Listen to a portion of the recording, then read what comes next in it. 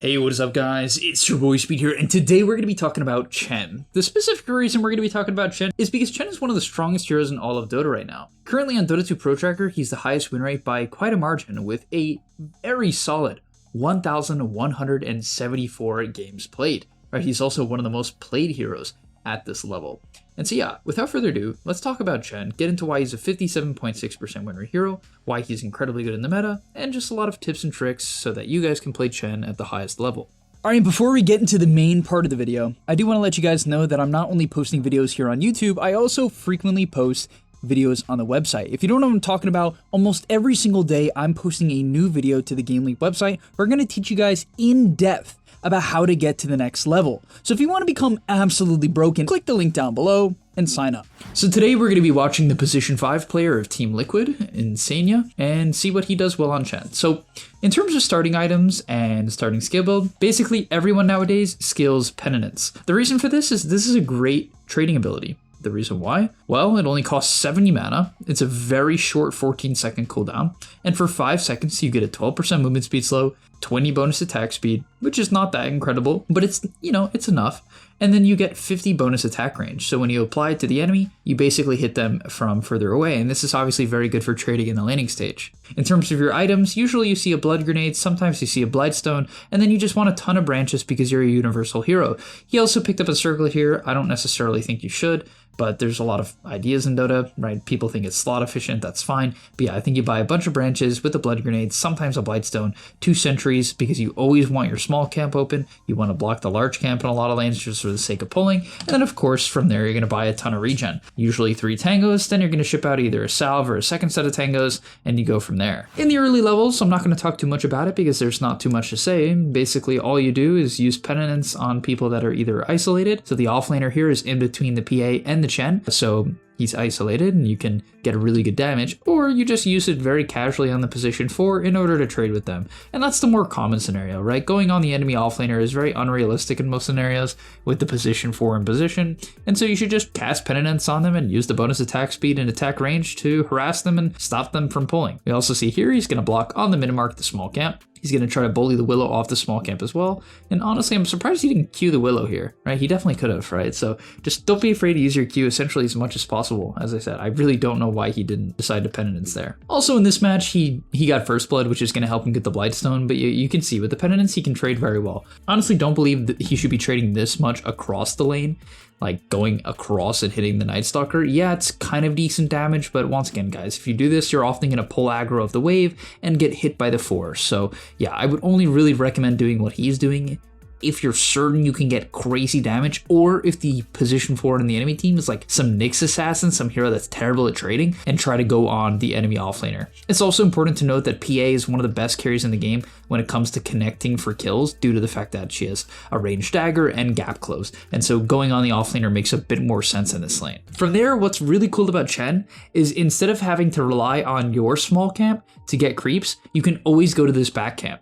Like maybe at a pro level, people will consider blocking this camp, but never in any game are you going to see this camp get blocked in your pubs. He takes over the creep, and what's cool about Chen, and the reason why this hero used to be extremely broken when it originally came back into the meta a while ago, because of the fact that every time you take over a creep, you get the gold. Pretty cool, right? You just straight up get the gold. And so yeah, when he takes over the snow creep, which by the way, this creep is so powerful, the passive is a 25% movement speed and attack speed slow. It is impossible to trade into this thing, right? Because it also hits like a truck and hits obscenely fast. The base attack time is nuts.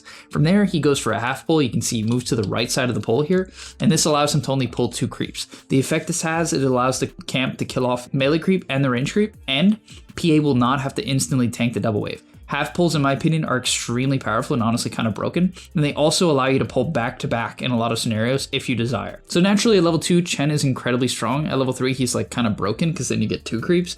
But yeah, they can just get really aggressive. Because they got 2 kills pre-horn, they kind of have this immediate lead. They obviously just got the kill on the Willow. Now he has this ghost creep, he's got his Blightstone, things are looking really good. In terms of items, don't greed too much, guys, right? Like, I think a lot of people will be like, I want to get my medallion as fast as humanly possible. I need to do everything to get a 6-minute solar crest. But in reality, I don't think you should think like this. Don't be afraid to buy plenty of tangos. Right, he's shipping out another set of tangos here. Don't be afraid to buy a mango if you feel like it's going to help you win the lane. A stick, if it's a good stick lane. Like, honestly, maybe he could have bought a stick this game. Just buy what's needed for the lane. And from there, if nothing's happening in the laning stage, you can just straight up jungle. Like here, that's what he was doing.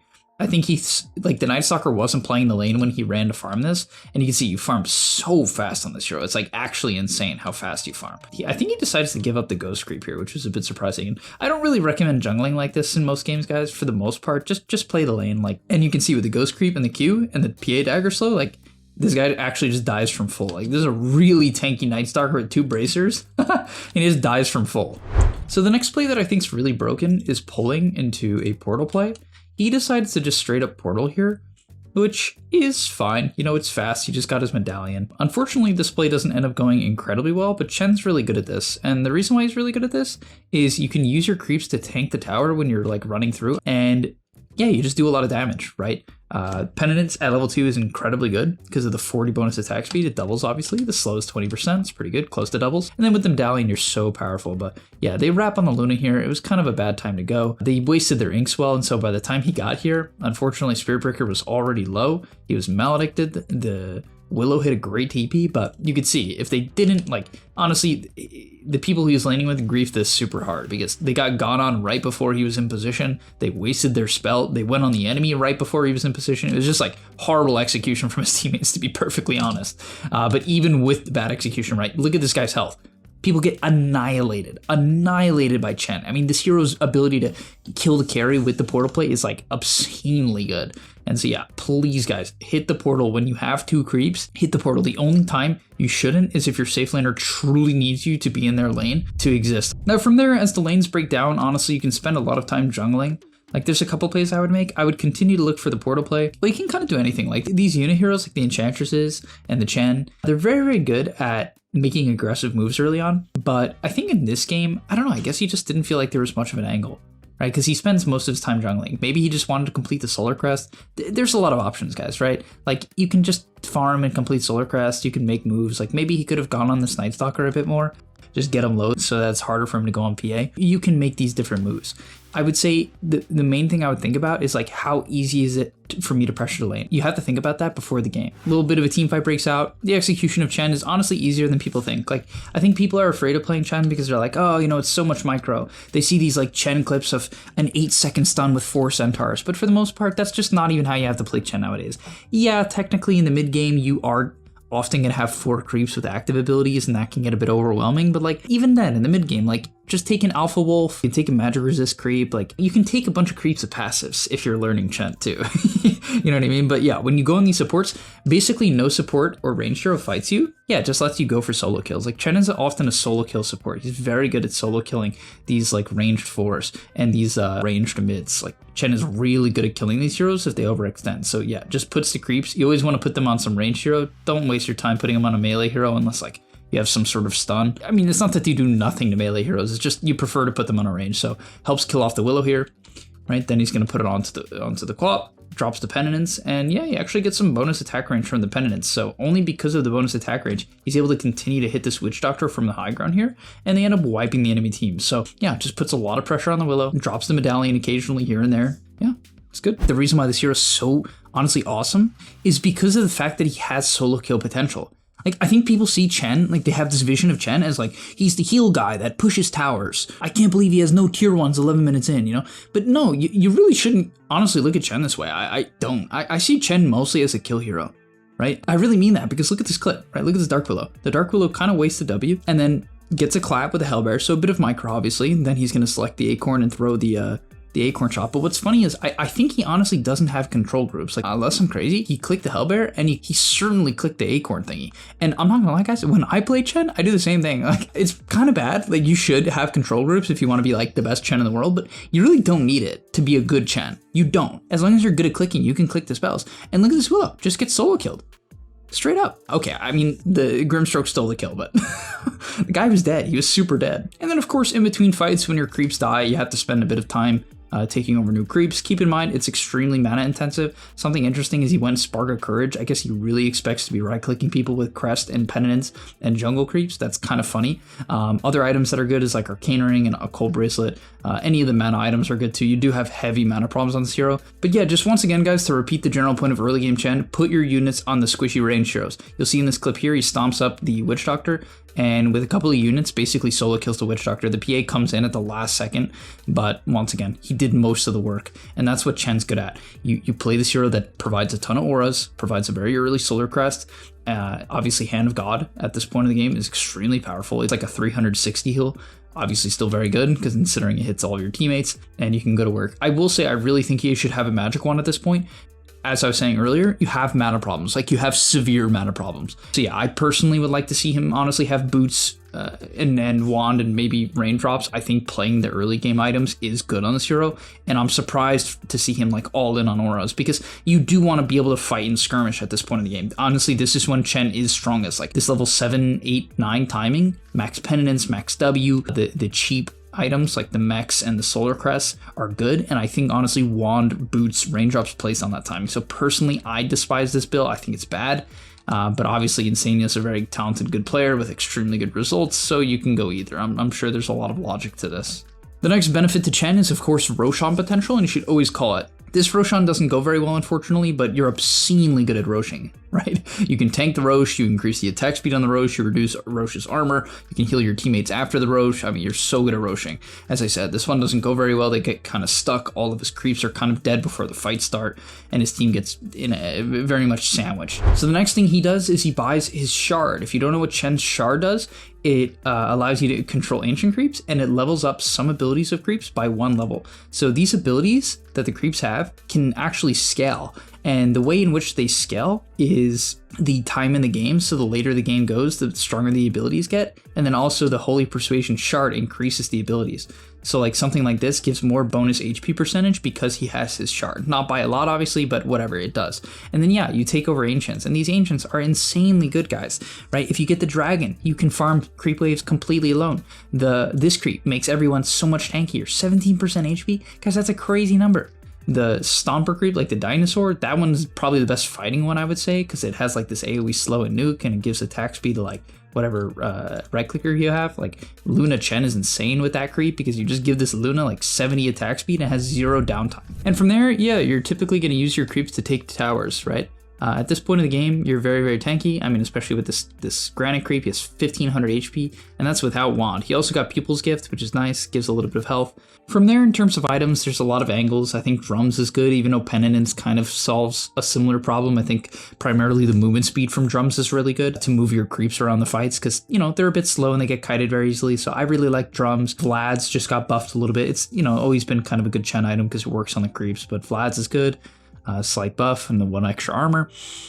Pipe is probably the most natural item because your creeps often die to magic, AoE magic damage. This game, he has a bit of a problem with Luna, so he sort of needs armor, but he's opting for the pipe. That's of course going to help with Quap in particular. Obviously it's good against Bedlam and Luna's Eclipse, and you know, it's a fine game for a pipe. Pipe is always usually fine at minimum, because the main thing that pipe is good at is providing the barrier. All right, at this point in the game, you're just going to always be the most farm support. I mean, look at his net worth. He has the same net worth as the enemy Night Stalker. Like, you legit turn into another core.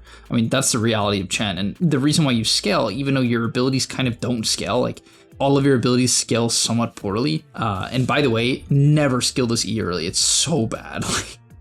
Like, yeah, technically at some point when you max it out, it's 4 AoE armor, which is honestly not that bad. Like, if you have a Vlad's and, you know, this maxed out, you are providing your team with 9 AoE armor, which at the end of the day is a lot of armor, you know? But obviously that requires a Vlad's, so it's kind of fake. Something I want you guys really to think about is the late game. One of the biggest downsides of Chen is he's a bit hard in the late game. And the reason why I say that is the team fighting falls off a bit. You kind of just like click your aura items and that's about it. It becomes much harder to solo kill people. You know, people get tankier and the creeps just do a flat amount of damage. So yeah, Chen's scaling is a bit weird. The biggest thing you can do well is shove waves, right? Put your ancient creeps, put your creeps down creep waves and keep waves in. right? This is going to allow your map control to be fantastic, especially if you can get like the Ancient Black Dragon. One dragon can keep an entire creep wave in, especially the most dangerous creep wave. So that's going to be the power in the mid to late game. It's going to be the map control you provide, not necessarily the team fighting. And if you don't understand that, if you don't execute on that, you're not going to feel that good because your team fighting, you know, you're not a Winter Wyvern, you're not a Phoenix. Your team fighting in the early game, the value you get is primarily from the auras of your creeps, the damage of your creeps, and then of course your items. But those fall off, they all fall off. And so then eventually it becomes more of a map control thing. And one example of this is he actually dies here, and the game is starting to shift in the enemy team's favor, which is why I love this replay. It kind of gives you a full breath. He was winning the early game, they had a good mid game, right? They kind of messed up a Roche play, now they fall back behind here. But look what he's doing, right? The Primal Beast does clear one wave, but I think he... Oh, no. Yeah, he decides not to clear this wave. And what is Insane going to do when he's dead? Well, he's going to take some creeps and he's going to clear the bot wave. And this is just eventually going to give them map control. It's going to give him a lot of farm, which is, of course, always good. It's going to complete an item. These skeletons are insane. I think he was afraid of the Quap there, yeah. But it's going to give them a bit of map control, right? Quap feels the need to go clear up bottom. So the Quap shows to kind of deal with these creeps. Otherwise, the creeps would just keep farming. And so Quap has to go deal with that. And that allows them maybe an opportunity to get out to top, right? And that's kind of what they do here. Now, if he wants to, he could even send his dragon to top. Oh, they're even going to siege, right? 2 heroes dead. Look at these trolls. Oh my god. The siege here is insane. Okay, unfortunately, they die easily. Maybe he should have piped the skeletons, unironically. Yeah, honestly, I think if he was playing perfectly at this point, he would just continue to send his dragon to where he thinks they're not, right? So if he thinks they're starting to shift to top, I think he should just send the dragon bottom, because I don't think this dragon's going to cook in team fights. It's just not going to do that much damage. There's no real way to... There's like some angles, if supports have like crap items, maybe you'll kill them, but, you know, usually it's just not going to be the case. And so I would love to see him continue to send this dragon through the portal, cut the wave bot, like that type of vibe. At this point of the game, let's talk about talents. Watch him go high ground, and of course, just click Hand of God when your team is dying. Your ulti, not only does it initial heal, but it also heals over time, and so you don't want a Hand of God when they're about to die. You want a Hand of God when your teammates are about half health, because otherwise the HP regen that it gives will not necessarily be able to kick in. So do not Hand of God as late as possible, like old Chen might have, to bait. You want a Hand of God early. In terms of the talents, you almost always take Penitence deals damage because it's just good in the early game to have literal damage on your Q that you're using to solo kill people. Then you take Penitence slow. Holy Persuasion damage isn't bad, good for taking towers and like kind of killing people and farming a little bit, but I think the Penitence slow is kind of smart because you pair that with the Solar Crest slow and you can actually stick on top of people with your creeps in the mid game. At level 20, this one kind of depends. I think both are good. The one on the left obviously helps you like not kill your creeps and the one on the right is just Hand of God cooldown. I think I would aim more towards the Holy Persuasion minimum health if I'm not taking Ancients. It is minimum health, so it doesn't necessarily give that much more health to like your bigger creeps, which makes it kind of bad and gives an argument for the Hand of God cooldown, which is what he selects. And then finally at level 25, it's Hand of God applies a Strong Dispel basically in every game. The other talent is kind of crap. Your team can get 5-man Ravaged. Okay, 4-man, because if you're Ravaged, you can't Hand of God. They can get 4-man Ravaged and you can just dispel it. It's very funny. But okay, thank you guys so much for watching. Hopefully you enjoyed. I'll see you in the next one, and I'm out. Peace. And that's all, but remember, before you leave, come on, before you tune out, subscribe to the Game Leap website where we are going to help you get to the next rank. If you're stuck, click the link down below, and I'm out. Peace.